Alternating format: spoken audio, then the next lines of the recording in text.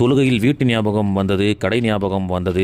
இறைவனை மட்டுமே சிந்தனை செய்யக்கூடிய தொழுகையில் இது போன்ற உலகத்தினுடைய நினைவுகள் வந்ததற்காக வீட்டையோ கடையையோ நாம் தர்மம் செய்ய மாட்டோம். அது போன்ற தியாகத்தை நம்மால் நினைத்து கூட பார்க்க முடியாது. ஆனால் அல்லாஹுடைய தூதருடைய சஹாபாக்கள் அவ்வாறு செய்வார்கள்.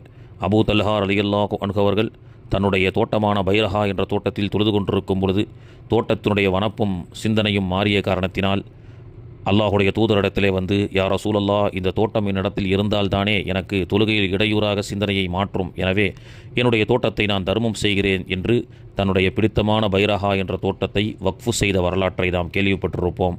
அத்தகைய மகா வள்ளலுடைய தோட்டத்தை தான் நாம் இப்பொழுது பார்த்து கொண்டிருக்கின்றோம்.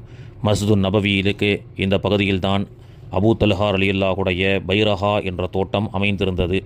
அந்த இடம் வக்ஃபு செய்யப்பட்டு பள்ளிவாசலுடைய விரிவாக்கப் பணியில் பள்ளிவாசலோடு இணைந்தது.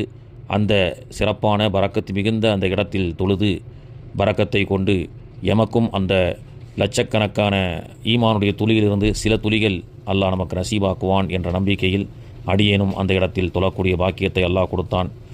மகா வள்ளல்களும் சஹாபாக்களும் அல்லாஹுடைய தூதர் அவர்களும் நடமாடிய இந்த சிறப்பான பூமியிலே பாவியாகிய எண்மையும் நடமாடச் செய்து அந்த இடத்தில் தொழச் செய்த அல்லாஹுக்கே எல்லா புகழும். அல்லாஹு தாலா இந்த சிறப்பான பாக்கியத்தை அனைத்து மோமின்களுக்கும் தந்து அருள் புரிவானாக.